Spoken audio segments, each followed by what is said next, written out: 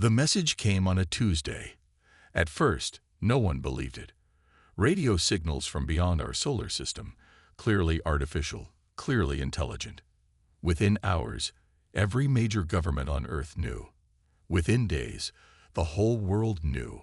We were not alone. Captain Ta Kim stood at the window of the space station, looking down at Earth. His dark uniform felt too tight around his neck today. As leader of the Korean-led International Space Defense Force, he would be the first human to meet the aliens face to face. "Captain, they're approaching," said Lieutenant Ji Park. Her voice was calm, but her hands shook slightly. "The alien ship will dock in 5 minutes." Ta nodded. "Is Dr. Song ready with the translation system?" "Yes, Captain. She says it should work if their language follows any logical pattern." The space station hummed quietly as they waited. Earth had quickly built this meeting place in orbit after the aliens said they were coming. No one wanted strange visitors landing directly on Earth. The docking bay doors opened with a hiss. Ta squared his shoulders and stepped forward. This was history happening right now. 3 figures walked through the doorway. Ta's eyes widened. The aliens looked like giant cats walking on 2 legs. They stood nearly 7 feet tall with sleek fur ranging from gold to deep brown. Their faces had both human and feline features, with wide, intelligent eyes that seemed to glow from within. "Welcome to Earth space," Ta said, bowing slightly. The lead alien stepped forward. It wore something like a collar with a small device. When it spoke, the translator Dr. Song built turned its purring sounds into words. "We are the Terrell," it said. "I am Ambassador Sun. We have watched your planet for a very long time." Ta felt cold suddenly. "How long?" The alien's mouth curved in what might have been a smile. "Since before your people built their first cities, we have special interest in your world's big cats." Jai stepped forward. "Lions and tigers. Why?" "They have excellent genetic material," said Sun. "Strong, fast, intelligent enough to train. Perfect for our needs." Tai and Ji exchanged looks. Perfect for what? The meeting moved to the station's conference room. The aliens sat awkwardly in human chairs, their tails hanging through the back openings. "We need your help," said Sun. "There is a war coming. A threat to all intelligent life in this part of the galaxy." "And you think Earth can help?" asked Ta. "Our technology is nothing compared to yours. You travel between stars. We barely leave our own planet." Sun's strange eyes fixed on Ta. "You misunderstand. We don't need your technology. We need your perspective, your scientists, your genetic experts." Dr. Hyun Song spoke for the first time. "You want our help with genetics. Why?" Instead of answering, Sun touched a device on its wrist. A hologram appeared above the table. It showed a creature that looked like a massive lion, but wrong somehow. Bigger, with strange armor-like plates growing from its skin. Its face showed clear intelligence, and its paws had partially developed into hands. "This is one of our war lions," said Sun. "The finest fighting force in the galaxy. We made them from genetic material we collected from Earth cats over many centuries." Tai felt his stomach turn. "You've been taking animals from Earth." "For research," said Sun, as if this explained everything. "We improved them, made them stronger, smarter, perfect for battle." The hologram showed the war lion fighting against strange alien creatures. It was brutal and efficient, killing without hesitation. "But we have a problem," continued Sun. "The war lions are too aggressive. They fight well, but sometimes they turn on their commanders. We cannot fully control them." Dr. Song leaned forward. "And you think humans can help with this?" "Yes," said Sun. "Your species understands something we do not about balance, about controlling aggression. We need this knowledge." Ta looked at the hologram again. The war lion roared, its face twisted in rage. He felt a deep unease. "Ambassador," said Ta carefully, "why are you fighting this war? Who is your enemy?" Sun's eyes narrowed. "They are called the Vorn. They threaten all civilized worlds. And now, they know about Earth too. The room fell silent. Ta looked from Ji's suspicious face to Dr. Song's fascinated expression. The Terrell had just changed everything humans knew about their place in the universe, and they had been taking Earth's animals for centuries to make weapons. "I think," said Tai, "we need to learn a lot more about these war lions of yours." The Terrell ship was huge. As Captain Ta Kim walked through its curved hallways with Lieutenant Ji Park and Dr. Gun Song, he felt very small. The walls seemed to pulse with life, as if the ship itself was breathing. "Our ships are partly grown, not just built," explained Ambassador Sun as they walked. "The Terrell understand how to blend technology with living tissue." Jay kept her hand close to her weapon. She didn't trust these cat aliens, especially after learning they had been stealing Earth's animals for centuries. "Where are you taking us?" asked Ta. "To see the war lions," Sun replied. "You must understand what we have made to understand why we need your help." They entered a massive room that looked like a mix between a zoo and a military training ground. Inside were dozens of the creatures they had seen in the hologram. War lions, they were even more impressive in person. Each war lion stood over 9 feet tall when on their hind legs. Their bodies were covered in natural armor plates that looked like hardened fur. Their paws had evolved into hands with sharp claws that could both grip weapons and tear through flesh. Their faces showed clear intelligence, with eyes that tracked the visitors with calculated interest. "Amazing," whispered Dr. Song. "You've accelerated evolution by thousands of years." Sun's chest puffed with pride. "We have been doing this for millions of your Earth years." The Terrell are masters of shaping life for purpose. They watched as the war lions ran through training exercises. They moved with incredible speed and power, jumping distances no Earth animal could match. They worked with advanced weapons and technology, showing intelligence close to human levels. "They're soldiers," said Ta, understanding now. "You've made living weapons." "The finest in the galaxy," said Sun. "We have shaped many species, but none better than these." Ji frowned. "You said you have problems controlling them. What kind of problems?" Sun's ears flattened slightly. "Follow me."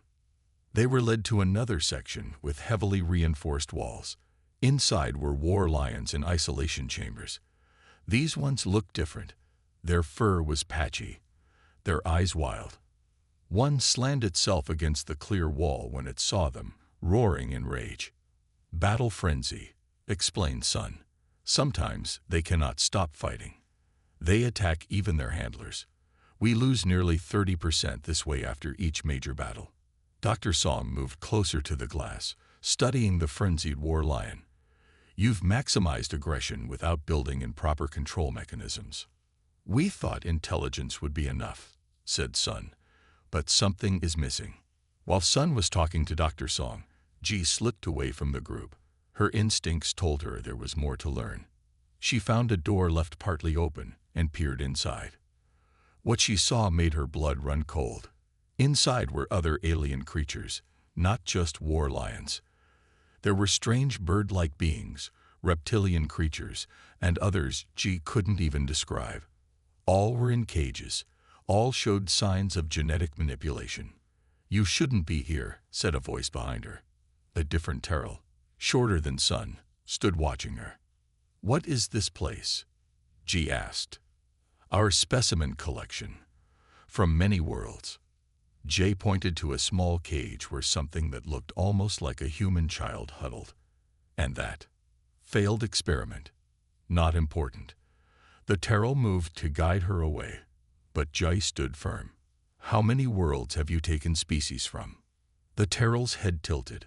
"All worlds with useful genetic material. It is our right as the oldest civilization." Jai rejoined the group, her mind racing. When she caught Ta's eye, she gave him a small signal they had used for years. Something was very wrong. "Ambassador," said Ta carefully, "you said you need our help. What exactly do you want from humans?" Sun turned all attention to Ta. We need to understand how to make the war lions loyal without losing their fighting spirit. Your species knows how to balance these things. And if we help you, asked Dr. Song. Earth will have the protection of the most powerful fleet in the galaxy, said Sun. You will need it. The Vorn know of your world now. Ta looked at the war lions again. Such power, such rage, contained in those massive bodies. These were not just animals. They were thinking beings, created only to fight and die.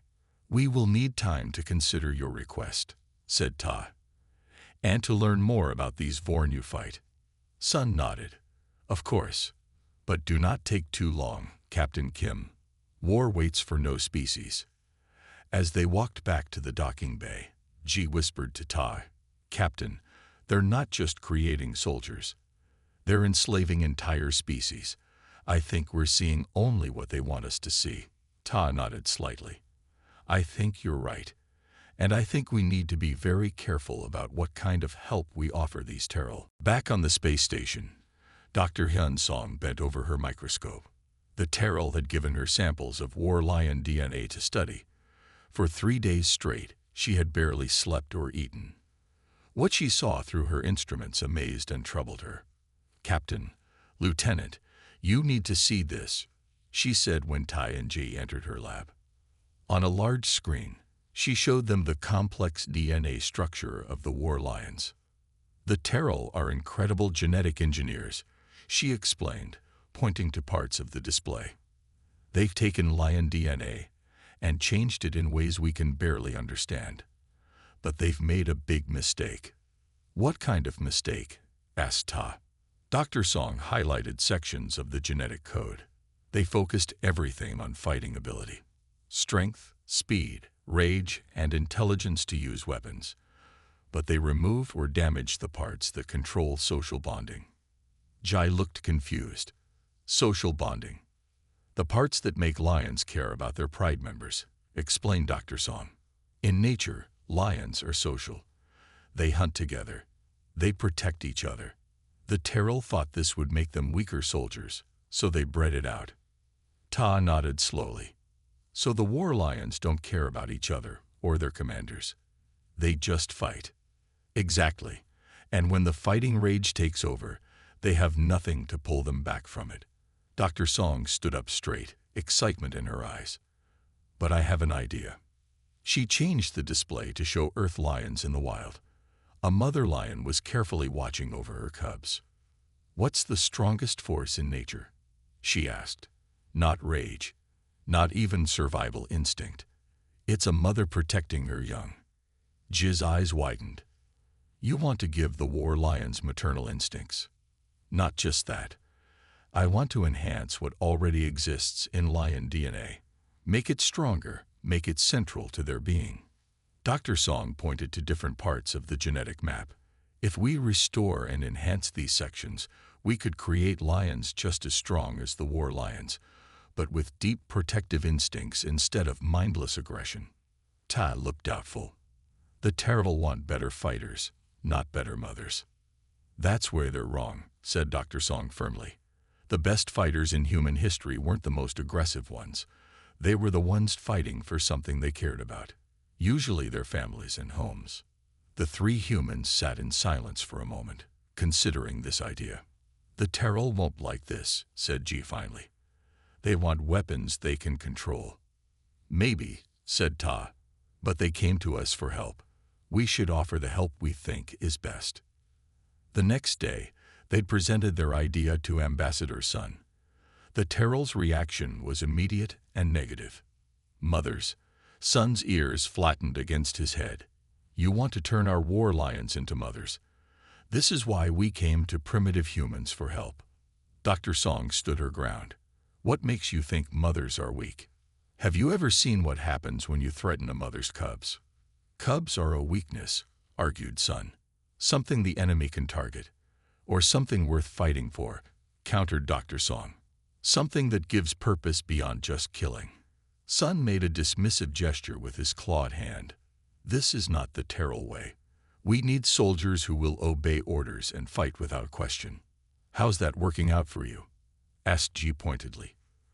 From what you showed us, you're losing control of your soldiers. The Terrell ambassador stared at them with his glowing eyes. Perhaps I was wrong about humans.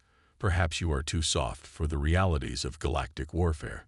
Or perhaps, said Todd quietly, we understand something about warfare that you don't.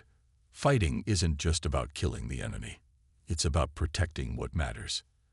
After the meeting, Sun left angrily. The humans gathered in Dr. Song's lab again. Well, that didn't go well, said Jai. It doesn't matter, said Dr. Song. I already have enough genetic material to test my theory. With your permission, Captain. Tai thought about it for a long moment. Working on this project without Terrell approval could cause problems. But there was something deeply wrong about the Terrell approach, something that went against everything he believed about what made humans strong. Do it, he said finally. Let's see if we can make something better than a war lion. Dr. Song smiled. Not better. Just different. Let's create mother lions instead. 1 month after their first meeting with the Terrell, alarms blared throughout the space station. Captain Tai rushed to the command center. On the main screen, he saw a Terrell ship arriving. It was damaged, with parts of its living hull torn open to space. Get Ambassador Sun on the comm, Tai ordered. When Sun's face appeared on screen, the Terrell looked different. His fur was singed, and one ear was partly torn. Captain Kim, said Sun, his voice lacking its usual pride. The Vorn have attacked one of our major outposts. We need to speak urgently. Within an hour, Sun and 3 other Terrell were in the station's meeting room. They showed recordings of the battle. The Vorn ships were smaller than Terrell vessels, but faster. And the Vorn themselves were strange creatures that seemed partly mechanical, with multiple limbs and glowing eyes. The Vorn destroyed the entire outpost, said Sun. 3,000 Terrell dead. Many more war lions lost. Lost? Asked Jai. You mean killed? Sun's tail twitched. Some killed in battle. Others, we had to destroy them ourselves when they turned on our own forces. Ta watched the recordings carefully. He saw war lions fighting bravely at first, tearing through Vorn soldiers with terrifying strength. But then some war lions began attacking anything that moved, including other war lions and Terrell commanders. Your control problem is getting worse, said Ta. Yes, admitted Sun. The longer the battle, the more war lions go into battle frenzy. We lost nearly 40% this time. Dr. Song had been quiet, but now she spoke up. Have you considered our approach yet? Sun growled low. We do not have time for your mother experiment. The Vorn are pushing deeper into our territory. We need solutions now. Which is why, said a new Terrell who stepped forward, we have come to request human soldiers. The room went silent. Ta stared at the alien in shock. You want humans to fight in your war. Your species has great combat potential, said the new Terrell. You lack our technology, but you have something our war lions don't have. Control over your aggression. Jai laughed without humor. You think humans are good at controlling aggression. Have you read our history? Compared to war lions in battle frenzy, yes, said Sun. And you can operate our weapons with training. Ta stood up. Ambassador, we need to discuss this with Earth's leadership. This is a major request. After the Terrell left, Earth's leaders met virtually. Some wanted to join the fight, fearing the Vorn would eventually come to Earth. Others didn't trust the Terrell and wanted nothing to do with their war. We need more time, the Korean president told Ta. Keep the Terrell talking while we decide. Later that night, Ta visited Dr. Song's lab. She was working late as usual, but this time she was smiling. You look happy, said Ta. I have something to show you, she replied, leading him to a sealed room at the back of the lab. Inside, in a large habitat, was a lioness, but not an ordinary one. She was larger than Earth lions, with a more developed head and partially hand-like paws. She looked up when they entered, her eyes showing clear intelligence. Meet Nara, said Dr. Song proudly, our first mother lion. Ta stared in amazement. You did it, already. The Terrell genetic tools are amazing once you understand them. I used their technology, but followed our approach. Nera stood and walked to the clear wall separating them. She studied Todd with curious, calm eyes. There was no rage there, just intelligence and something else, a protective watchfulness. "She's beautiful," said Ta. "But is she a fighter? The Terrell needs soldiers." Dr. Song smiled. "Watch this." She pressed a button, and a robotic arm in the habitat moved threateningly toward a corner where Ta now noticed 3 small cubs sleeping. Nera's reaction was instant and terrifying. With a speed Ta could barely follow, she leaped across the habitat and tore the robotic arm to pieces. But the moment the threat was gone, she calmed immediately, returned to her cubs, and gently nuzzled them. "That," said Dr. Song, "is what the Terrell don't understand. The strongest fighter isn't the angriest one. It's the one with something precious to protect." Ta nodded slowly. "And if the Terrell won't listen, then we need to show them," said Dr. Song. "Words won't convince them, only results will." As if understanding their conversation, Nera looked directly at Ta and made a sound that wasn't quite a roar. It was almost like she was trying to speak. "Did she just?" Ta began. "Yes," said Dr. Song with quiet excitement. "She's learning. Faster than I expected. The maternal instinct seems to boost learning when it's directed toward protecting and teaching the young." Ta looked from Nera to Dr. Song. "I think the Terrell have greatly underestimated what mothers can do." The metal walls of the transport ship hummed with a low, steady vibration. Captain Lee Jun-ho checked his gear one last time. His team of 4 sat quietly, each lost in their own thoughts. The mission was crazy. No, beyond crazy. It was impossible. Eri sat in a special container at the center of the ship. She looked like a war lion, massive, muscular, with fur the color of burnt copper. But she was different. So very different.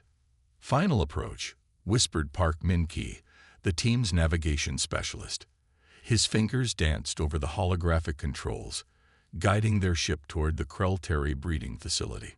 The facility was a nightmare of metal and genetic chambers. Thousands of war lions were bred here, each one designed to be a perfect killing machine. Rows of massive cages stretched into darkness, filled with creatures that could tear through armored vehicles like paper. Jun-ho remembered the briefing. Dr. Kim Yeonji's voice echoed in his mind. "Eri is our key. She doesn't just look like a war lion. She thinks like one. But she's been programmed differently." The ship landed with barely a whisper. Stealth systems worked perfectly, masking their heat signatures and electronic presence. Special nanomaterials made their suits invisible to Krell-Terry scanning technology. "Releasing Eri in 3, Min-ki announced. The container opened. Eri stepped out, her movements careful but confident. She wasn't like the other war lions, where they were all sharp edges and barely controlled rage. She moved with a strange calm. Her eyes, golden and intelligent, scanned the environment. The first war lions noticed her immediately. Massive heads turned, muscles tensed. These were creatures bred for pure combat, each one a living weapon. But something was different. Eri didn't attack. She didn't show fear. Instead, she did something unexpected. She sat down. Her body language was complex, a mix of submission and quiet strength. The other war lions were confused. Their entire genetic programming told them to fight, to destroy. But Eri's presence was different. One of the larger war lions, a male with scars covering his body, approached her. His movements suggested aggression. Every muscle was ready to tear her apart. Eri didn't move. She made a low sound, not a growl. Something else, something that spoke of connection. Jun-ho and his team watched through hidden cameras. Their breathing was slow, careful. One wrong move could destroy everything. The scared war lion stopped. He tilted his head. Something was happening that nobody had predicted. "Data incoming," whispered Park Sung-ho, the team's data analyst. "Neural pattern changes detected in the facility's war lions." Ari had begun to communicate, not with violence, not with traditional animal signals, something more complex. Her genetically modified brain was doing something impossible. She was forming a social connection. The other war lions were listening. 1 hour passed, then 2. The facility's entire social structure began to shift. Slowly, subtly, but definitely changing. Junho looked at Yanji, who was monitoring everything remotely. Her eyes were wide with excitement. "It's working," she whispered. The mission to change war lions from weapons to something else had begun. And no one, not the humans, not the Krell-Terry, knew exactly what would happen next. The Krell-Terry command center was a mess of flashing lights and angry voices. Commander Vrick slammed his flat, scaly hand on the communication panel. Something was very wrong with their war lions. "Explain," he shouted at the lead genetic engineer. The engineer looked scared. His scales had turned a pale green, a sign of deep fear among his species. The war lions, they're not responding to combat protocols anymore. On the holographic screens, they watched the unbelievable happen. War lions that were once perfect killing machines were now doing something impossible. They were protecting, caring, showing emotions that should not exist in a biological weapon. In one of the outer colonies, a group of war lions discovered a small settlement of child refugees. Instead of attacking, they formed a protective circle around the children. When Krell-Terry scout ships approached, the war lions growled, not in attack, but in defense. Dr. Park Dae-sung watched the live feed from the research base on Europa. He turned to Kim Yeonji, who was typing furiously on her computer. "It's working," he said quietly. Yeonji nodded. "Better than we expected." The genetic modifications they had introduced were spreading faster than anyone could have imagined. It wasn't just about changing individual war lions. They were fundamentally rewriting the social and emotional DNA of an entire species. On a Krell-Terry military ship, the first signs of true chaos began to show. War lions that were supposed to be weapons started to show complex social behaviors. They began to care for each other. They protected the weak. They showed something close to love. Commander Vrick watched in horror as his most powerful weapons became his biggest problem. "How is this possible?" he demanded. The genetic engineer had no answer. The war lions were doing something that went against everything they had been created to do. They were becoming more than weapons. They were becoming beings. In another part of the galaxy, a damaged human colony ship was surrounded by Krell-Terry attack vessels. The situation looked hopeless. But then something strange happened. A group of modified war lions, who had somehow been transported on the colony ship, came to life. Instead of sitting quietly, they moved to protect the ship. They used their massive bodies to block weapon impacts. They fought with a new kind of intelligence, not just blind aggression, but strategic protection. The Krell-Terry were confused. Their perfect weapons were breaking all the rules. "This is impossible," Commander Vrick kept repeating. But it was happening. Back on the research base, Dae-sung and Yeonji shared a look of careful hope. Their crazy plan was working. They weren't just fighting a war. They were changing the very concept of what a weapon could be. "We're not just changing war lions," Dae-sung said. "We're showing that protection is stronger than destruction." Yeonji smiled. "We're teaching them to be mothers," she said, "not just killers." The war was changing. And nobody, not humans, not Krell-Terry, knew exactly where it would lead. But for the first time, there was hope. Real hope. Something fundamental was shifting in the universe, and it all started with understanding that even the most violent creatures could learn to care. The sky burned red over the planet Nexus 9. Smoke rose from 100 broken ships. War lions moved across the battlefield, but not like before. They were different now. Captain Lee Jun-ho watched through his damaged helmet's display. Everything was changing. The Krell-Terry had no idea what was happening. Their perfect weapons had turned against them, not with random violence, but with something much worse, with purpose. Eri, the first modified war lion, stood at the center of the chaos. She was no longer just an experiment. She was a leader. Her golden eyes scanned the battlefield with intelligence that scared both humans and Krellteri. One of the Krellteri command ships tried to activate the old control signals. They had always controlled the war lions like robots. Push a button. Send a signal. Make them attack. Nothing happened. The war lions looked at their old masters, but they didn't attack. Not immediately.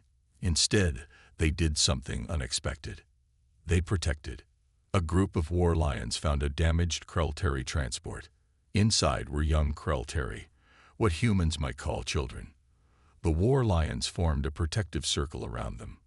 They growled at any approaching combat units, Krellteri or human. Dr. Kim Yeonji's voice crackled through Junho's communication system. "They're evolving," she said, "right in front of our eyes." The battlefield became something no one had ever seen before. War lions that were once pure weapons were now making choices, complex choices.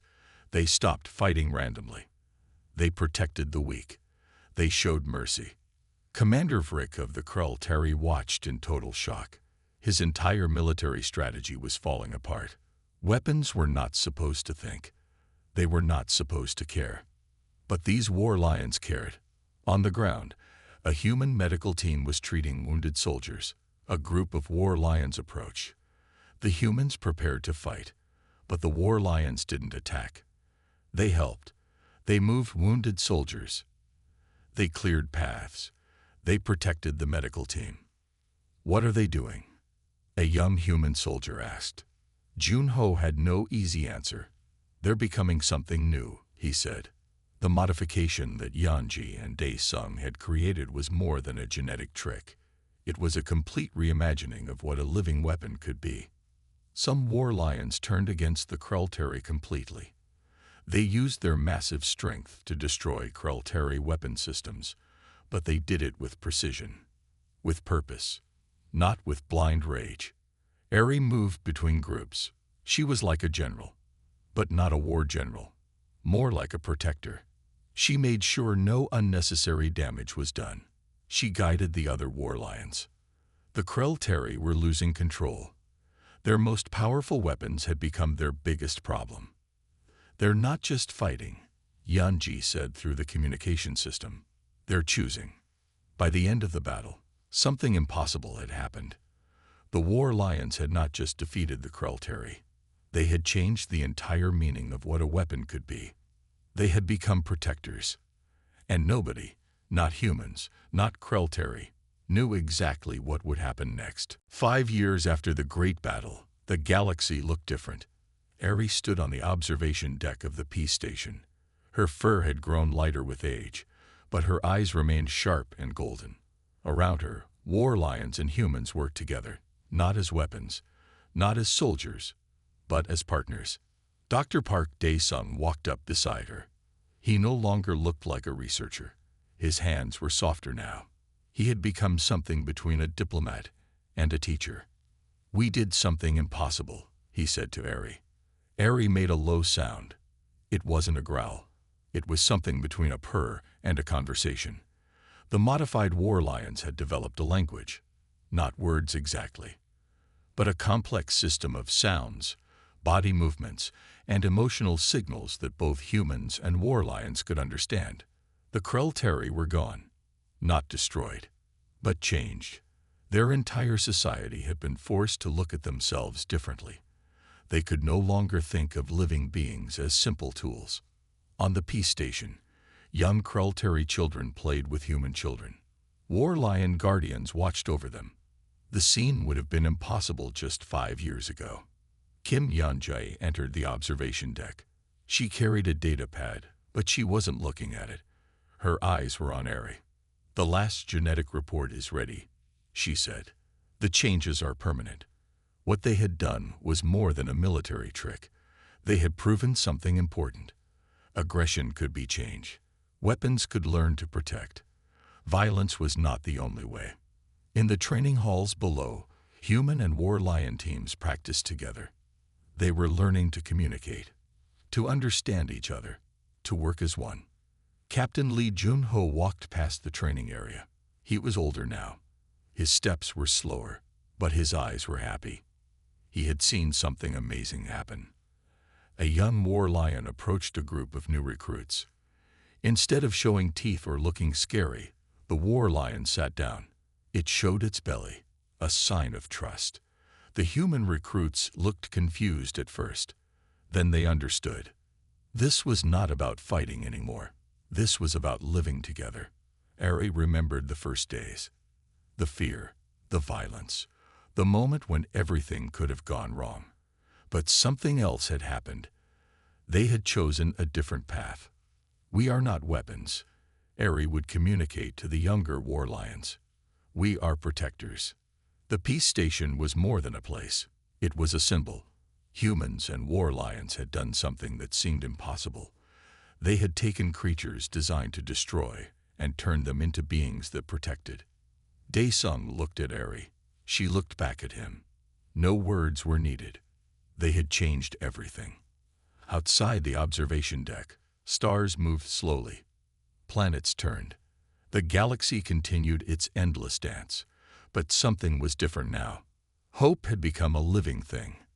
And it had fur, and golden eyes, and a heart that knew how to protect.